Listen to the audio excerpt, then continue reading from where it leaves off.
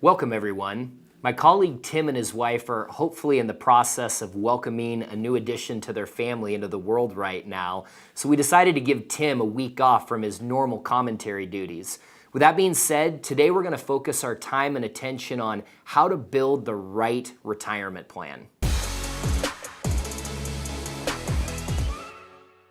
My name is Jacob Tim, and I'm the Director of Retirement Planning here at 10 Capital. And today we're going to talk about planning and, moreover, building a prudent retirement plan. As we've talked about in previous commentaries, we kind of view traditional retirement planning as being broken. And what I mean by broken is most plans start purely with data. You all probably remember that commercial. I think we've even talked about it in the past, where everyone's walking around with their number under their arm, with the idea being if we get to a certain number, then we're going to be able to retire comfortably. But as we know, life changes, circumstances change, and the markets are anything but average. So the idea of using one number to determine whether or not we're going to be okay for the possibly 30 to 40 years in retirement is anything but steady. And we want to make sure that we have steady retirement plans in place. So what I'm going to talk about today is 10 Capital's process, because it's one thing to know that we view it as broken, but if you don't know how we operate, that's not very helpful. Some of you have probably already gone through this with us as clients, but the idea being that if we're going to build a plan for a client, we want to look at it from the perspective of values, then add the data to create action. With the idea being, we start our planning process up front with just talking with clients about what's important to them, goals, dreams, how they operate under financial stress. And we use two exercises in order to accomplish that. One is called a slow brain exercise, and the other is called a fast brain exercise. So with the slow brain exercise, what we're really trying to do is determine how do clients respond with their gut to financial decisions. Sometimes in high-stress situations, a neuropsychologist actually did a study at one point where they determined the same part of the brain that gets triggered when you're in mortal danger gets triggered when you lose money.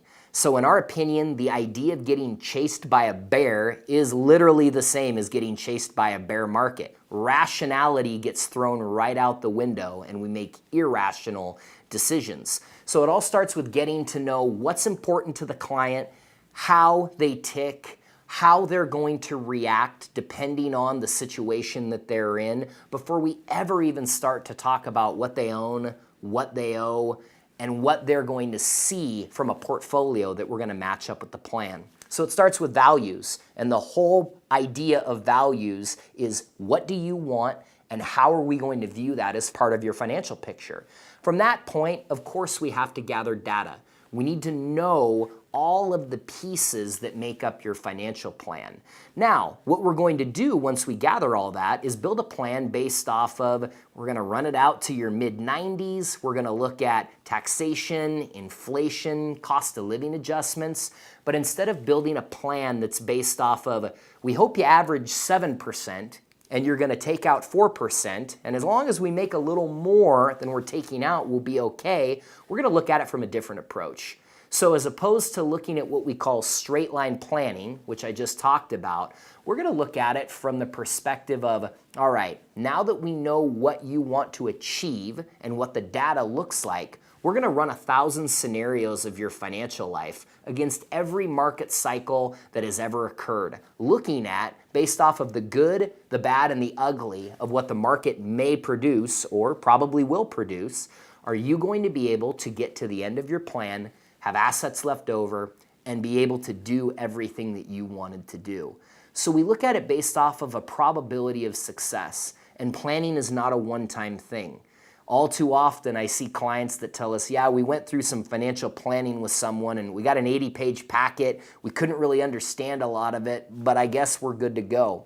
Life changes, goals change, and we want to make sure that we adapt with that plan. So it's an ongoing process that we undertake.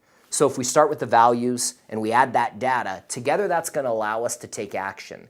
So we would not even think of recommending a portfolio to a client until we've built that retirement plan.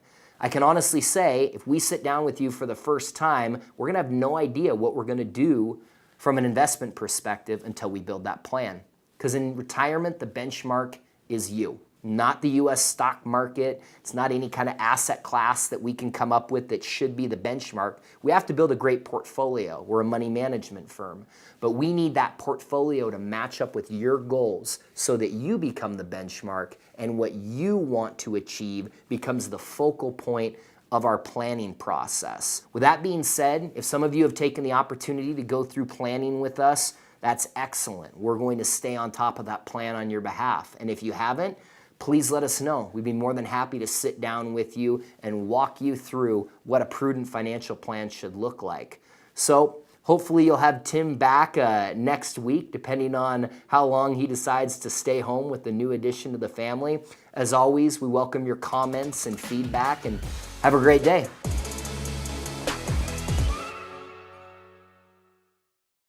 Welcome everyone. My colleague Tim and his wife decided today would be a good day to bring their second child into the world, so I guess you're stuck with me. That being said, the topic we're going to focus on today is how can children affect your financial plan?